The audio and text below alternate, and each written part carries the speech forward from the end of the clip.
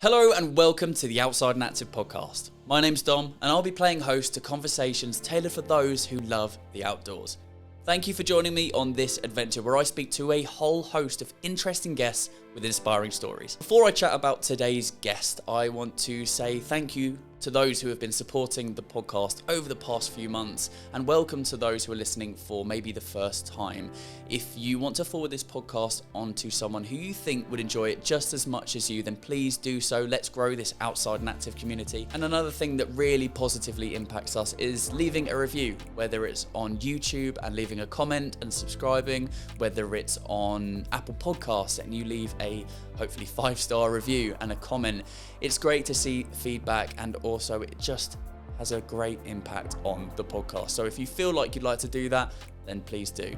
But let's chat about this week's podcast guest. And this week we are welcoming the amazing and inspirational Darren Edwards. Darren is a record-breaking disabled adventurer, author, and motivational speaker. Darren's life was drastically altered in the summer of 2016 when a near-fatal accident left him paralysed from the chest down. But refusing to let this heartbreaking injury really alter his life, he fought back with grit and determination to achieve things previously thought impossible for someone suffering with a spinal cord injury. Darren's exploits since that life-changing injury have seen him lead a team of wounded and injured war veterans, kayaking from Land's End to John O Groats, which is the first time that anyone's ever done that. And he's also been brave enough to take on and complete the 7 marathons in 7 days in 7 continents World Marathon Challenge. And he became the first person to complete that who is disabled.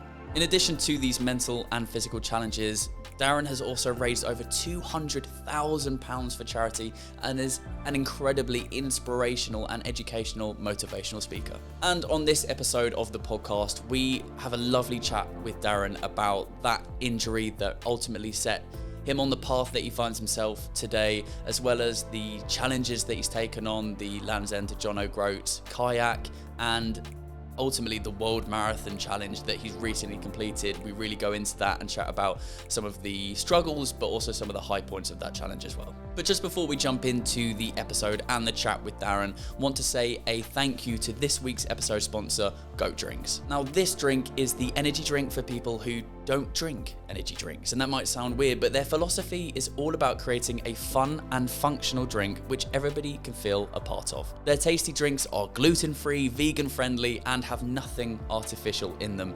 They've also just released their sugar-free Goat, which is naturally caffeinated, sugar-free, and 0 calorie. And if you think energy drinks aren't for you, then give Goat a go. You might just be surprised, and you can check out their range of functional drinks now by heading to their website, goatdrinks.co.uk. And you can check them out whilst you're listening to this episode of the Outside and Active podcast with Darren Edwards.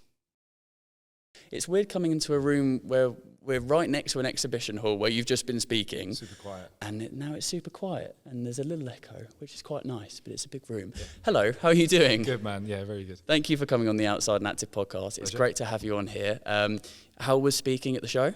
Yeah, good. The show this year is so busy. I know. Honestly, there's probably, 200 people in the audience, and then you've got, I don't know how many just walking around. It's incredible. Yesterday was awesome as well. Like, today's been awesome. It's just been a weekend full of people in a room that all love being outdoors. Yeah, you got that mutual connection kind of thing. Exactly. Well, thank you for coming on to the podcast. There is something that we do on every podcast, and it begins with me passing on a piece of advice from someone who's been on the podcast before. Cool. And the person who's passing on this piece of advice, I usually don't tell people who they're leaving it for because I want it to be as objective as possible and leave advice in that way. But the person who was on the podcast we just finished recording with, Ray Mears, Awesome. And he said, well, I want to know a bit about the person so I can give them advice. And I kind of told him a bit about you. And his piece of advice is, when you choose a buoyancy aid, get one that is really buoyant. And that was his piece of advice to pass along. That is sound advice, because I'm someone that probably needs that. I spend most of my time upside down in a kayak. Well, that's the piece of advice. Awesome. And then the other question that we Ray. also, thank you, Ray, that we also ask everyone is, what do you love about being outside and active? Oh, that's a question to me. That's a question. I thought that was like you asking Ray. What do I like about being outside and active? For me, without being too kind of like overly profound about it, it's really helped me to channel my emotional healing process. So obviously when I had my climbing accident, I was probably most scared about the fact that I would lose adventure as part of my life. I didn't know what having a spinal cord injury would be like. But one thing that I didn't want to lose it was that sense of adventure and that sense of kind of finding purpose in the outdoors. So that has actually really helped me.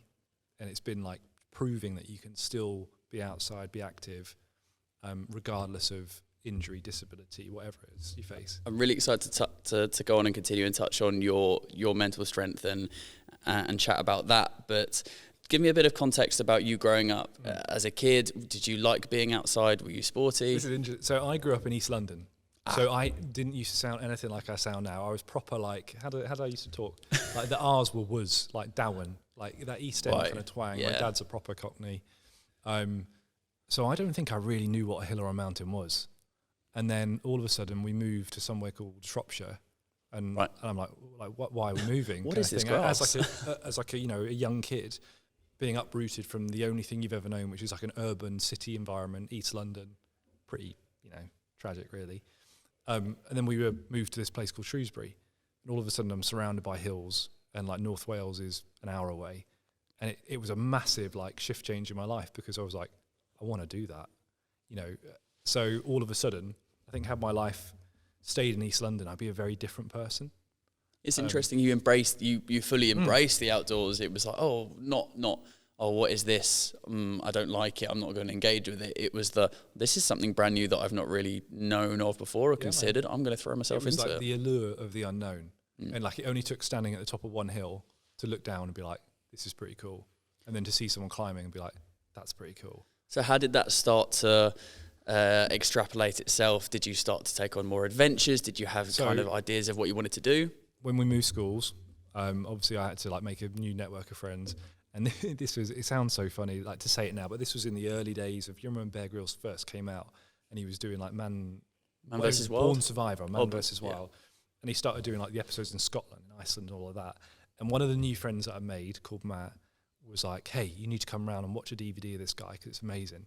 So I went round to his house, watched it, and he was like, should we go off and do something? So we literally went off into the middle of like Shropshire hills, and we went and made our own little like A-frame shelter and like went into survival, like, we're kids basically. Yeah. But it started that, it's funny how you can start small and you start almost stupidly small, sleeping out under like a really bad, like Ray Mears would be appalled at what we built. But it was that first taste of that. And then there was a rock climbing club that I joined, and then a mountaineering club that I joined. And it was like these small steps towards this person that then had a huge sense of identity within mountaineering and climbing, and that was a massive part of my life. And for me, in 2018 I was going to fly out to the Himalayas to attempt to climb Cho Yu, right, 8,000 meter peak. So everything was kind of headed in that direction, and that was like the goal, the overall goal. Yeah, my sense of identity and purpose in life was to like continue to push myself, and then life kind of went. Well, are you quite instinctive? You act on a gut feeling. Yeah. So anything that you kind of, I've been saying this today with the people that I've been chatting to, that adventurers, and when we chat to runners and ultra runners, when they have a challenge or a race or a climb, something that they want to do, it's like an itch in the back of their head that they go, oh, that's just extrapolating. That idea keeps coming back. I'm gonna go for that. Like, you just can't shake it. Yeah, for sure. And I think in a mountaineering sense, it is quite easy to look at progression, because you look at taller, you look at tougher and taller and tougher, and then when you do the taller and tougher, you realise that you're actually more capable than you thought, and that a lot of my limits and our limits are often the mental kind of ceiling that we put on ourselves. But yeah, that was all kind of like thrown proper up in the air by what happened. Yeah, and I'll come to that in a second, but really interested as well to know about the social element of, what you're doing and what you were doing when you're finding these adventures and finding the outdoors. Is it something you wanted to do on your own? Is it something you're doing with friends? I was always with friends. Yeah. That's the thing, isn't it? Like being here today, you're surrounded by hundreds of people that are very similar mindset. Yeah. So, the friends I've made through mountaineering, we had that mutual connection, but also a mutual personality style. I'd gone through the selection and training process to join the Special Forces Reserve. So you're kind of meeting like-minded people there that didn't want to just do the easy. You know, you could join any regiment, so why would you want to join this one, which puts you through added pain and attrition? But you do it because you want to see if you're possible, you see if it's capable for you. But also you then meet these people that kind of have got that similar mindset. And it was very similar to that mountaineering community as well. I think that's a very shared ethos there. So everybody here today, you know that you could just strike up a conversation. Absolutely. Probably say you fancy going on an adventure. Commonality there. Like, yeah, go on then. Absolutely. And the reason I ask about friendship is that it's a big part of the story that that took place in 2016. And I wanted I want you to say it in your words, and I've listened to you speak at previous shows that you've been speaking out of us, and it's an incredible story. And 2016 was a big moment in your life, and you were climbing with a friend, and an unfortunate accident took place that changed your life. Yeah, 6th of August 2016. A kind of a day like any other, like just a standard weekend, Saturday, good weather, let's go climbing. And my best friend Matt, who's in the Navy, was back from Portsmouth, and I was like, let's get in the car, let's go. And like I said, we're on the doorstep of Snowdonia. Yeah. But there's a rock face called World's End, about 45 minutes from me. There's a limestone rock face, probably 150 foot tall, and we spent the majority of the day kind of crisscrossing, climbing different, grades of routes. And there was like it's textbook kind of like when an accident's going to happen, when there's time for one more. And it's funny that if you didn't take that one more option, life would have probably gone in a very different direction. Yeah. But we did that one last route to the top, topped out. And it was only once I was at the top, and I'd led, and I was looking down at Matt, who was on this 6 foot wide ledge, 30 foot below. And I just went to say something down to him and put weight through my left leg. And as I put weight through my left leg, the section of rock I was stood on, probably the size of this table, 4 foot by 2 foot, gave way underneath my foot, went, cracked, dropped off the rock face, and I went with it. And before I knew it, I was falling through the air, and I could see where I was going. I could see where the bottom was, and it was an awful long way. And between that and me was this one ledge. So if I hit that ledge and stayed there, I could potentially survive. And I did, and I tumbled, and Matt sprinted and rugby tackled me as I was about to slip off. So in that moment, undoubtedly saved my life. But yeah, I knew I was pretty badly injured. I was conscious for the whole thing. Oh, wow. Yeah. You think you would... And the crazy thing is that as I finished and I was safe at the top, I first thing I did was take my helmet off, put it down next to me, because I was going to be up there for a little bit, rigging up the ropes to bring him up to me. So I didn't even have a helmet on. And it was only 3 or 4 days later in intensive care, high on morphine, that I just went to sort of touch the back of my head, and there was a line up the back of my skull. Oh, wow. So as I'd fallen, I had, grazed the rock face. So you move that body position an inch one way or centimetres one way, it would have been a completely different scenario. But yeah, so I didn't know it at the time, but I was paralysed from the chest down, spinal injury, severed my spinal cord, and that day, like you say, really started this completely unexpected, we'll call it an adventure, because it has been, but a tough one to start. Yeah, I mean, because again, listening to you talk, you say that, when you eventually have conversations, I mean, there's a time period of when you're recovering, but when you have these conversations with doctors and they say, and the people that are working on you, and they say, look, there's a chance that you're not going to be able to live in the same way that you did anymore. And I think you said something around, I've seen people be told that before. I'm gonna be, in your mental strength, again, you said about it, and we'll talk about it.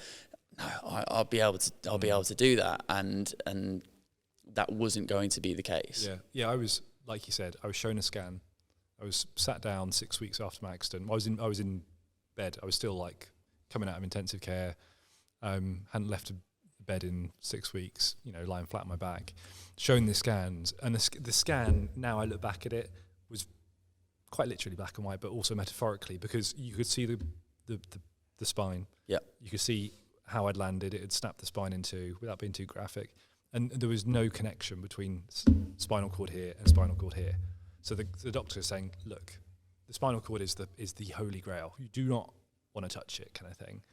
And you did. Hence, there is no chance of you. But like you said, I left that meeting and I was like, if I work hard enough, I will bloody do this kind of thing. So I kind of like applied that mental strength and like determination to it. But, you know, as the weeks rolled on and as my rehab rolled on, no pun intended, in a wheelchair, nothing was changing. And I had to come to terms with the fact that this was going to be it. And life was going to look a little bit different, but life doesn't have to be worse. That's kind of like how I was thinking about it. Yeah, and absolutely. I'm going to talk about that, but those stereotypical stages of grief of not accepting it, but then frustration, anger, sadness, I imagine crept in during the, you're talking about weeks in between, which I completely appreciate, but there's you go through those feelings before eventually the acceptance stage hits in. I say acceptance, I mean acceptance of the physical ability rather than the being able to stop you from doing what you want to be doing. Sure. Yeah. I think we're all human. We all go through that kind of like change curve at different speeds. But for me, there were days where I was frustrated and angry, slightly in denial. Like that. Like I said, my reaction to what he said was flat out denial. I was like, he's got it wrong.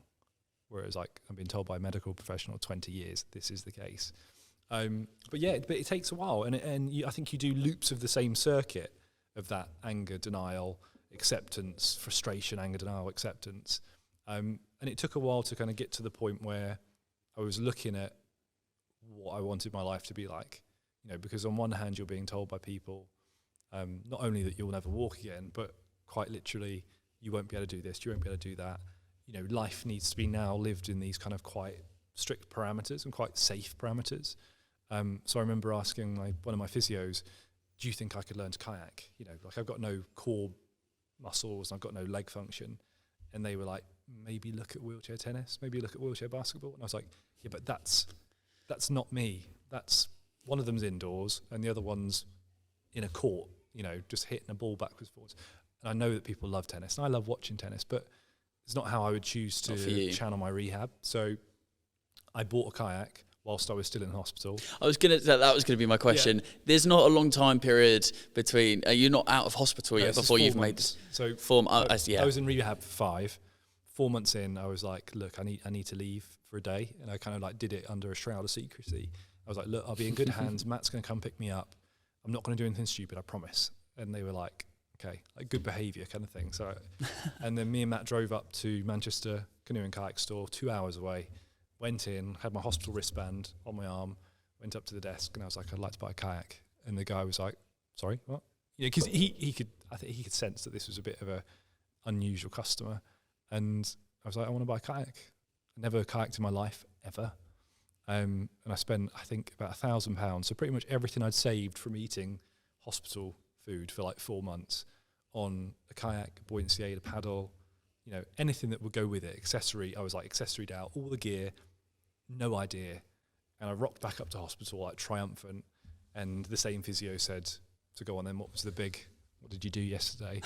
And I remember just getting my phone out of the back of my wheelchair, loading up a picture of me kind of like sat next to it, like quite triumphantly. And I just turned it to her. And she just sort of like took a gulp and was like, please tell me that's not yours. And I was like, and I was so proud. I was so like proud of myself because it was not just a financial commitment. It was like a physical and emotional, this is what I'm going to do. There's stepping out of your comfort zone, and there might be someone who's never kayaked before and goes and does that. Yeah, I'm going to go and buy a kayak today. 4 months post a life-changing injury, not even fully out of hospital yet. That's a whole different level of stepping out of a comfort zone and just going, right, no, I am going to do this. This is going to be something that I'm gonna go for, and I'm not going to let what I've been told for the last 4 months to find, like you said about the tennis, like, no, that's not me. Going out and doing this weird thing and buying a kayak is me. I mean, like I was 26, so I knew, like, mathematically, I was like, if I take good care of myself, I maybe have like another 50, 60 years. So I've got all of my years ahead of me. Now, do I want to live those years in some sort of reduced role? No. Do I want to get back to who I was? Yeah.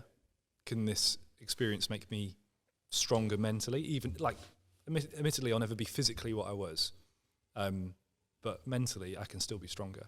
And that's the case for all of us when we go through stuff in our lives. Even if physically something changes and we're not quite what we were, that doesn't mean to say that mental strength can't like overshadow that or whatever. So yeah.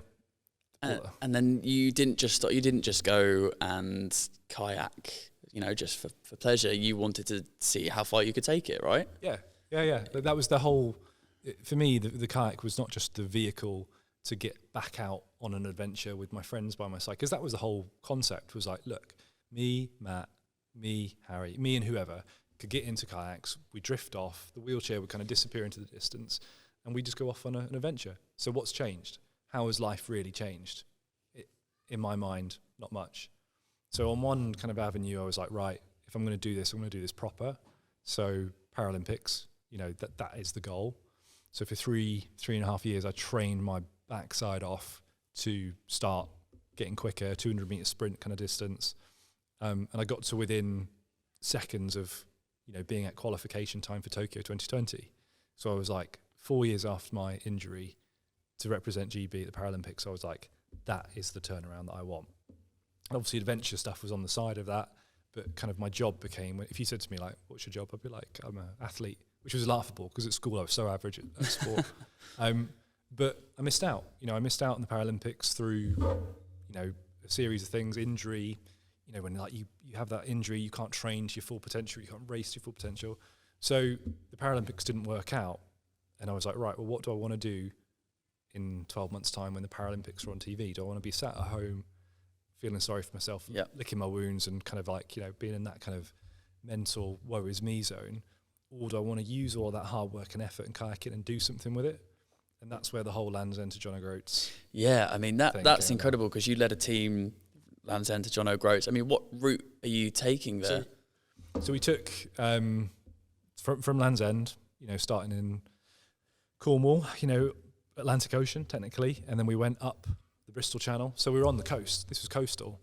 That first section was mad. The first 350 miles of it's called Shipwreck Coast for a reason. Yeah, that's exactly what you want to be starting off in. Yeah, and the Bristol Channel is the second biggest tidal range in the world. So we did that. I'm abbreviating here, but that was part of the route. Then up the River Severn. And then once we were back out of the River Severn and the canal networks at Liverpool, on the coast, Irish Sea, North Sea, into John O Groats. And I pitched this to 4 guys that each had a life-changing injury. So 4 guys I'd met through one of the military charities. And I was like, look, in 12 months' time, I want to do this. I want you to do it with me. And I pitched it to them with the distance, which was about 1,000 miles. Right.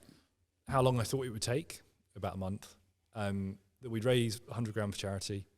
And that was about it. And they all were like, yeah, okay, go on then. Love that. And we just had this mindset of adapt, improvise, overcome. So I had a spinal injury. Johnny had a brain bleed. Army officer on a treadmill one day, had a brain bleed, had a stroke, and was paralysed down the left side of his body. And it took him 7 years to learn to walk. Wow. Let alone kayak from... he was just on a treadmill? Yeah. He was an ultramarathon runner, multiple marathon, accolades to him, and was on a treadmill doing a warm down, brain bleed. So there was him, Luke, who was in Afghanistan, stood on an ID, lost a chunk of his lower right leg. Ben, who was shot, I think 8 times on an operation, saved his own life. That badass. Didn't need anybody to save his own life. You'd be telling everyone that. Yeah, he does. Yeah. It's like the trump card. But that was so there you have 5 people with life-changing injuries that went through that moment where they could have given up and said life is never going to be the same. Or you pick yourself back up and you find direction and purpose in a new way. So loads of people said to us, look, no offence, we love what you're trying to set out to do here, but you are not experienced enough. You're not at that standard you need to be. And in particular, people would kind of be like Darren, no offence, but you've got a high-level spinal injury. This is never going to work. And our response was always like, we've been through worse. Yeah. We'll work it out and we'll make it happen. So... And you did? We did. We did. I mean, did you enjoy it? Yes. Yeah. You can look back now and enjoy it. It's probably difficult at the time. At the time, like the first day, we were like getting out on the support boat. And we were going to stay 5 kilometres offshore. So we were going to try and stay clear of the cliffs. So the idea was stay 5k out shore in deep water. If anything goes wrong, you've not got the added risk of being washed up onto rocks. So all good. But as we were getting out on the support boat that first day, the waves were hitting, people were seasick, people were anxious, nervous, nauseous, and there was this whole, I think you could look at everybody on that boat and there was a look of like, what are we about to attempt? And there were moments where, you know, you couldn't have invented it because you had like waves picking up behind you and you're getting driven forward and you see the speedo at your foot plate going up to like 20 miles an hour and you feel this like real adrenaline rush, and it was amazing. Dolphin swimming next to you and you're like, you could not make this any better if you were writing it. But then on the flip side of that, there were moments of pure fear and like, are we going to make this out? So there was one day where we were up northwest Scotland, and we were trying to cross from mainland to the Isle of Arran, and weather forecast looked okay, but changeable, and things change quick. We're 15 kilometres into a 30k crossing, wind picks up, waves pick up, and the support boat captain is like, lads, we're calling it. Like, get back on, we'll drop a GPS point, we'll start here tomorrow. So we load back onto the support boat, and by the time we've done that, the support boat is getting smashed around. Yeah. It's a rib. It's not huge. And then about 20 minutes later, the support boat captain looks at me, and I'm sat next to him, and he's like, Daz, this is 50-50. So when your support boat captain looks at you with no exaggeration or added dramatics and just says, this is 50-50 where we're getting flipped. And I was looking around myself and I'm like trapped in this kind of, there's a boat here, there's a kayak there, there's paddles here. I was like, if this boat flips, and I said it to him and he was like, don't worry, I'll come back for you. So wow, that's a really intense situation to be in. So by the time an hour later we'd battled, he had battled us back to a port, everybody was emotionally like just, and you could see it, people were drained, not physically, but just that pure tension for what was a 2-hour battle back. And you've already come from Cornwall all the way, you're up in Scotland at this point. What were we in? We were like 20 days in at this point. So there were days like that, but there were days you just couldn't have. Experiences that you never would have been able to even think of. Had you told me 5 years earlier, as that guy in a hospital bed wondering what life was going to look like, being told, don't do this, don't do that, be safe, kind of, wrap yourself in cotton wool. And the guy that really wanted to rebel against that idea, but didn't know if his like visions for the future were just pure fantasy and would never happen. I think I would have cried with pure happiness had you told me what was to come. You'll be able to take on those adventures. And a lot of it's, and you said it's down to not letting your disability define you as well. I mean, what are some other examples of adventures that that were the sort of the pipe dreams, not necessarily big adventures, but like, were you able to then find ways to climb or take on different things that maybe you hadn't considered, but now that you're in this world and you're able to see that there's a lot more that you're actually able to do? Yeah, for sure. Yeah. And it's funny how some of these connections that you make with people, one thing leads to another and you end up somewhere. So in 4 weeks' time, I set off with 2 others with spinal injuries, and we're going to attempt to become the first disabled team to cross Europe's largest ice cap. So it's going to take us about 2 weeks. This is going to be over crevasses and snow and ice. And when we were doing a training trip a couple of months ago, and we did it on a glacier in Iceland to see if I could sit ski across that kind of like, challenging terrain, see if they could ski. So they've got spinal injuries, but they've both recovered to the extent where they can walk, with impairments, admittedly. And I find myself 6 years after my accident, handling a rope again for the first time. And I'm tying into a harness, and I've got climbing gear hanging off my harness. And it was crazy that 6 years later, I'd found a way back to that same dude. Were you happy? Were you nervous? Was it a weird feeling? It was weird because the guy handed me the rope. So Waldo Etherington, one of like the best, rope safety experts, is him. There's Aldo Kane, kind of, on a level, and he kind of like was showing us a few bits in terms of crevasse rescue and how we would rig up as a team and work as a team on the ice. And he gave me a rope and went, just tie into your harness, mate. And it's funny that 6 years after I'd last touched a rope and a harness, the last harness I had was cut off me by the bounty rescue team. He just chucked me the rope. I put a figure of 8 in, tied it into the harness. And it was only once I did it and I was waiting for further instruction that I looked down and I was like, oh, damn. Like, I just did that without muscle thinking. memory. But also I forgot the significance of what I was doing as I was doing it. It was only in the seconds after that I looked down and I was like, this is massive. Yeah. This is, this is me, but a better version of me because I'm a mentally stronger version of the guy I used to be. So, yeah. You can considerably notice your mental strength and your mental capabilities, the improvements over that 6 years span. 100%. I'm still like the same nervous, sometimes anxious guy that questions himself and kind of, like most of us have struggles with self-belief and kind of like confidence at times. But I think I've just learnt the coping mechanisms to say to myself, less of the negative talk, more of the I can. And with everything that you go through, my accident is I guess, like a big example, but use those things that you go through as an example to yourself that you're stronger than you think. So that's why when people said to us, kayaking from London to John O Groats would be impossible, I was like, dude, I've been through what I've been through, and I've taken heart and strength from that. So when we were doing the World Marathon Challenge, or the 7 marathons, 7 days, 7 continents that I did a month ago, as tough as that was, I was like, dude, you're tougher than this. I'm doing it, yeah. Yeah. This is simple. This is A to B, 26.2 miles. Now, that might be in Antarctica in minus 20, but, you've been through worse. And we should all remind ourselves of that, I think. I mean, that's the perfect segue, because that's what I wanted to talk about next, the World Marathon Challenge. I mean, we've had Sally Orange on this podcast, who's here today as well. I've had a chat to her and asking her about it because I hadn't spoken to her since she's come back.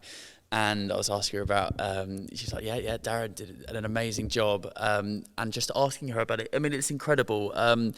You said Antarctica, then there's Madrid, Australia. What are the other places as well? We do. So day 1, Antarctica. Day 2, Cape Town. Day 3, Perth. Day 4, Dubai. Day 5, Madrid. Day 6, Fortaleza in Brazil. And then day 7, we rocked up in Miami. Which was badasses. Mad. So you've crossed you've crossed 18 time zones. You've run 186 miles. You've done it in 168 hours. You've gone from minus 27, 60 mile an hour wind in Antarctica, which genuinely felt like a bodybuilder was pushing your face backwards, like as you were going into the headwind. And I was like leaning forward, straining to put as much power through my wheels as I could. And it was just like somebody was visibly like holding you back, like when you're a child and someone's like taking the mick because they're stronger and taller than you. But then on the flip side of that, you get a moment where you turn with the wind behind you, and you're like you're like a rocket kind of thing. But that was day 1, so I took 5 hours 50 on day 1, and I remember like crossing the finish line. The race director gave me the medal, and as he like leant, and I had to lean forward for him to put it over my neck. I remember just like collapsing into his chest because I was knackered. And it's funny where your brain goes in that moment because I was so exhausted. I was relieved to finish. But then that like negative voice in the back of my head was like, this is only number 1. Sort of saying like in less than 24 hours, you're going to be in Cape Town. And you have to travel as well. Yes, that's the added element of it. Yeah, because we all know that sleeping on a plane is no easy feat. And I think because you don't get your solid, I'm a solid 8 hours kind of guy, if not more.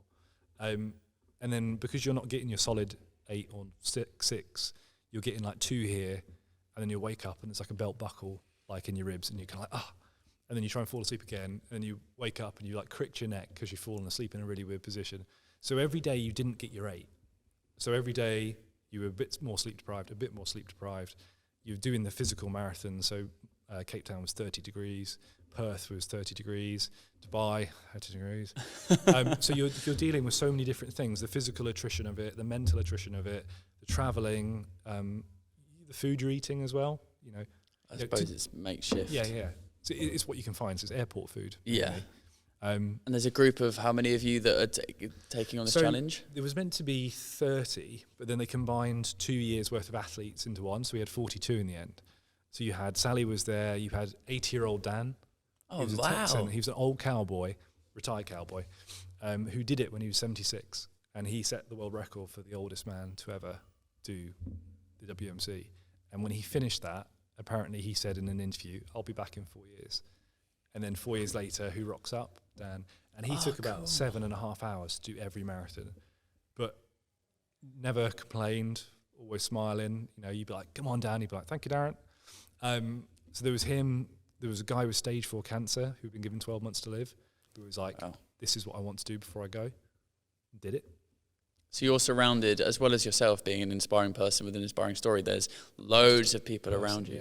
Yeah. You had a real mixed bag of like professional athlete who is like a Red Bull sponsored runner who gets paid to go and do these crazy things, doing every marathon in about 2 hours 45. So there's him. Wow. Then there was Dan. And then you had everybody in the middle. You had this real mixed bag of people from all walks of life, all physical abilities, but everybody had one thing in common. That was by the end of the week, everybody had some niggle.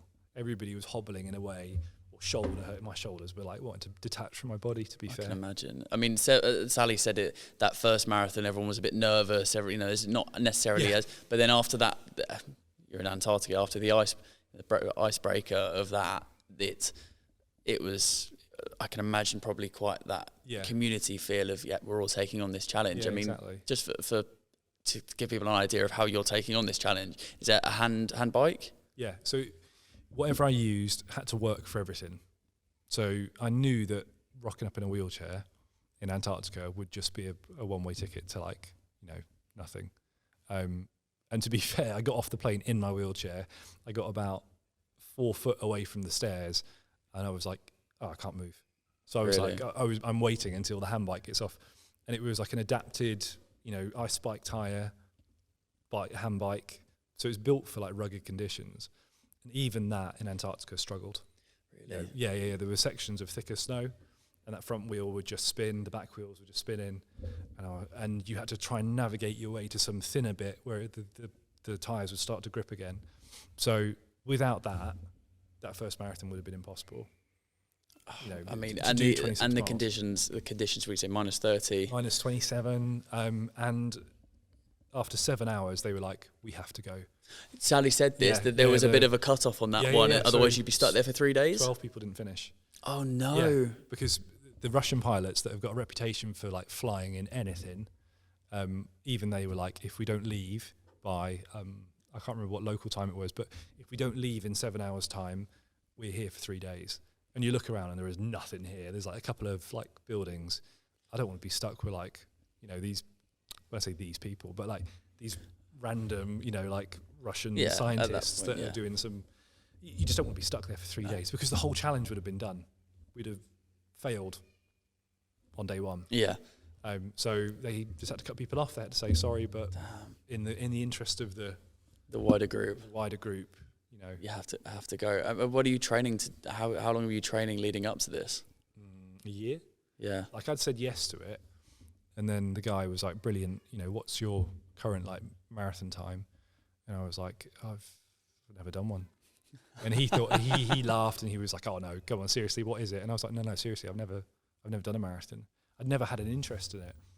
But when you what made you? Did you just look at it and go that? He approached me because they wanted people with disabilities to do it, because it then shows it's possible, it's accessible, it's inclusive. So he approached me via a friend, and I was like, I'm in. As soon as he said Antarctica, and as soon as he said less people have done this and climbed Everest, in my head I was like, that's an amazing. That's kind of what you were aspiring to do before. So I was in. I was like sold, and it was only once he was kind of doing his due diligence, he was like, you do some training. Yeah, but I did. But so I said to him, that's what I said to him. I was like, look, you've given me 11 months here, so leave it with me, and so I switched up all of my training. I had to decide whether to go back to the Paralympic journey. And after Kayak for Heroes and rocking up at John O Groats, I was like, this is what I live for. Yeah. So breaking boundaries. Yeah, and all the best athletes, the people that make it, their sole focus is being the best at A, B, C, or D.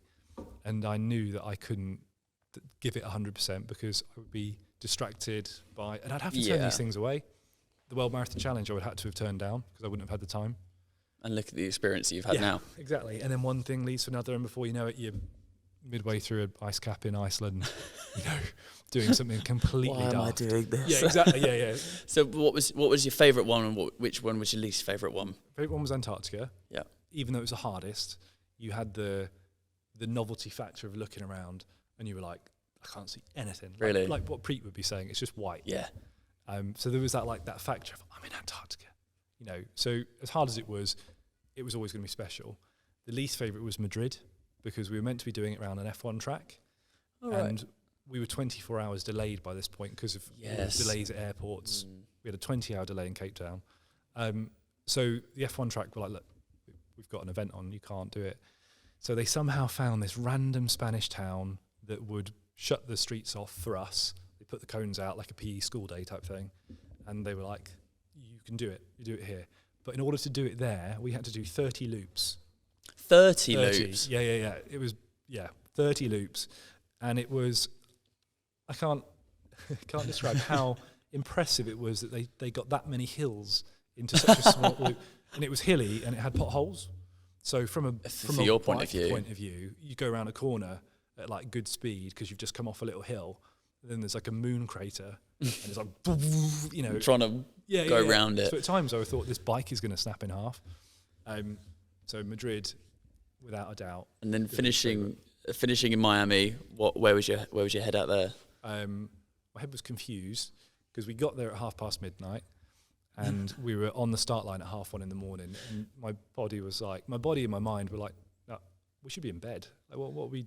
I mean, do you even take considerations at the time? Obviously, you have to kind of know about what time you're starting, what time you're finishing. But no, you kind of just live in this weird bubble. Someone said to me the best advice is to try and stick to GMT, but that was all good and well. But you needed to try and just sleep when you're on the plane, so that kind of became evening. So even though you were doing an evening marathon in Perth, that should be your daytime to your brain. Anyway, so we finished at Miami. I finished at 3:30 in the morning, and the only people that were out were kind of people that, because we did it along like where all the clubs were on South Beach. So every now and then you'd be like, woo, from like some random drunk American who's on the sideline.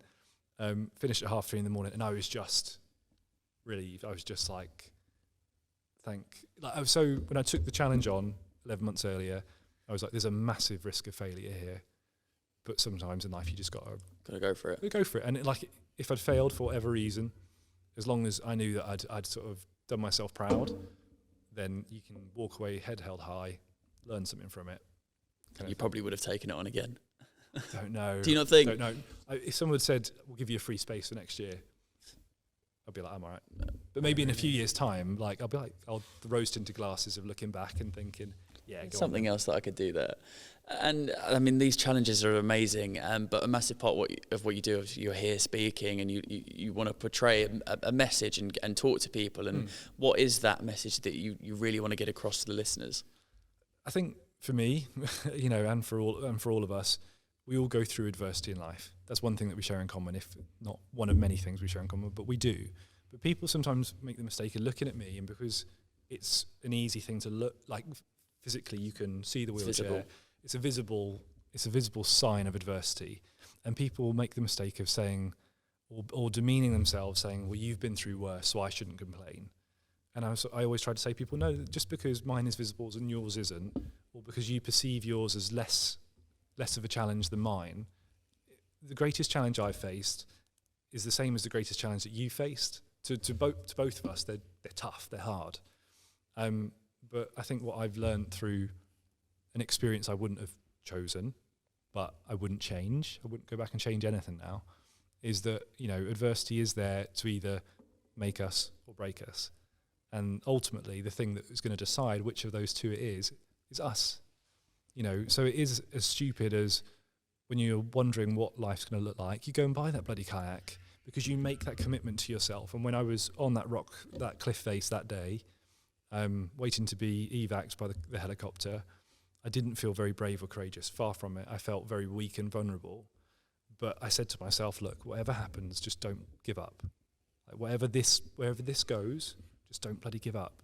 And I think that is something I've remembered every day since, and has been the thing that has just that decided for me whether it was going to make or break. So, I mean, it's amazing, that message. And the first half of what you were saying in that is something that we had Johnny Peacock on this podcast when he spoke at the National Running Show a year and a half ago, and he said a very similar thing to me about, he said he gets frustrated sometimes when people see a disability and say that there's a different subsection of person. He goes, no, just because you can see what I've had to overcome or see this, it's no different to, what you've had to go through. It's just a slightly different version. I've just had to come over this adversity. Your adversity might be something in a different form, be it mental or physical. And almost in a very parallel way of what you've just said there. And it's something that I think a lot of people don't consider. Yeah, it goes to show it's true though. He said it and I've said it. I don't know him, he doesn't know me, but we've both kind of like come to that conclusion. Shows that it's true, shows that it's very like poignant. I just wanted to ask before we ended how important humour is in your life, because you like have a laugh and a joke, and how big an impact has that played, or an important role has that played in the past 6 years? Massive. There's like cheerfulness in the face of adversity, and you've got to be able to laugh at like some of the situations I've got myself into, not through my own choice, but silly things that have happened. You have to learn to laugh at them, because like, what do? You either laugh or you cry. And sometimes, you need to cry. Sometimes crying is the right thing to do. But sometimes, when you're on a night out, so here's one example. I was a year out of hospital. I was single. I was like wondering what dating in a wheelchair was going to be like, kind of thing. And I'm on a date with this girl. We're going into a pub. There's a step up into the pub. And she offers, like, she's like, do you want a hand getting in? And like the kind of like the bloke in me with pride high couldn't, like, I didn't want to show her I needed help. I wanted to show her I was a strong, independent bloke. So I was like, no, don't worry, I've got this. So I go to like bump up this step and get it tragically wrong. I flip out, wheelchair spins from underneath me, like pretty much hits the pub door. I fall backwards. And what I didn't see on the way in was that for some reason, this particular country pub had a horse poo. Like a horse poo pad that had been like driven over a few times, so it was flat. It wasn't like stick. That's probably why I didn't see it. Yeah. And as I flipped out and went backwards, I landed back first, elbow first, into this pile of poo. And I've just done it on this date with this girl that I really like. Made a complete tit out of myself, and I didn't even think about how to respond. I just burst out into laughter, and she then started to laugh because she knew that it was okay to laugh with me. Yeah. And that, and that girl is now my fiance, and we're getting married this year. Wow. And she always talks about that moment, because she said that it was the moment that she knew that, dating someone with a disability wasn't going to be serious all the time. And oh my God. And she said like she was worried when she saw me fall, but she said it was just the humour element. And that is just one of so many examples of, even in our relationship, little like things that we've got ourselves into, like pickles we've got ourselves into, that actually bring you closer together as a couple. I can imagine that. That's an amazing story, and thank you so much for talking through all these adventures and these exciting things, and not letting an occasion of what happened to you define how you're going to be and how you're going to live your life for the rest for as long as you're going. And I just wanted to ask, I mean, you've kind of given an idea of what's next as well with what you've been speaking about, but are there any of the other that you can talk about, itches that you want to scratch, anything that you're looking at, kind of like? So, not in my words, someone else said it, but the two that I'm doing Iceland with, this big world first expedition by a disabled team, we've not even done that, and we're in training together one day, and they were like, this is the test. And I was like, what? And they were like, if we can do this, what's to stop us doing the South Pole? And I think my face, just like yours, my face burst into this smile. I was like, yes, boys, yes, kind of thing. So let's get through this. Let's prove the concept. It's going to be tough. But, it's laying that kind of foundation for something bigger in the future. And I don't think adventures need to get bigger and more stupid and more dangerous. Because it's the everyday adventures that, you're not always going to be at the blooming South Pole. or doing a massive adventure, because you're going to spend the majority of your life where you live. And it's about finding those kind of adventures and things. I'm almost happiest when I'm out with my collie. We're in a field next to my house and I'm just throwing the ball for him. Sun's out, looking at the view. And it's nothing special. It's nothing Instagrammable, really. But it's probably when I'm happiest. It's those small moments, that small sense of outside and adventure. I absolutely love that. Darren, thank you so much for coming onto the podcast. There's just one thing I need from you, and that's a piece of advice for me to pass along to a guest coming on in the near future. Cool. The whole time we've been doing this podcast, the back of my head has been like on autopilot trying to think of this. But I think I said it earlier, like how we should use our previous experiences in life and adversity and challenges as proof to ourselves that we're stronger and more capable or more resilient than we think. So advice to the next person who's probably more impressive than I am would be, the next time they're facing that tough moment, just remember to look back at everything they've already come through and say to themselves, I bloody got it, kind of thing. Darren, I look forward to passing that on. Thank you so much. Thank you very much for listening to this episode of the Outside and Active podcast with Darren. A really, really fascinating, funny, but also heartwarming conversation about the struggles that Darren went through in 2016, his rehab, the funny kayak story, and then some of the incredible challenges that he's gone on to complete in the subsequent years. A really, really lovely conversation from a really, really lovely man. Don't forget to check out this week's sponsor, Goat Drinks, at goatdrinks.co.uk. All of their functional, funky energy drinks. Go and support them. They're supporting us. We just want to return the favour. And as I said at the beginning of the podcast, if you want to forward this on to someone who you think would enjoy it just as much as you, then please do so. Let's grow this Outside and Active community. And also, if this is the first time you're listening, then we have a whole back catalogue of videos and audio podcasts that you can listen to on our website, outsideandactive.com. And another one of those will be coming this time next week, when we'll be speaking to another interesting and inspirational guest. So until that time, enjoy the outdoors.